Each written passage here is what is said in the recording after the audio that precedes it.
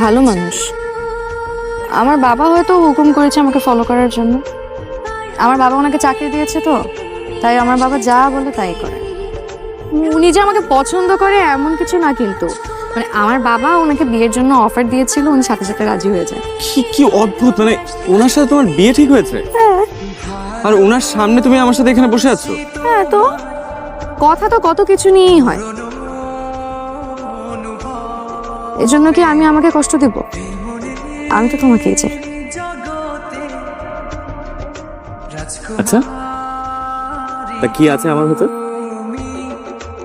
কিছুই নাই, এজন্যই তোমাকে চাই। এই আমার না খুব অস্বস্তি হচ্ছে, চলো আমরা অন্য কোথাও যাই প্লিজ।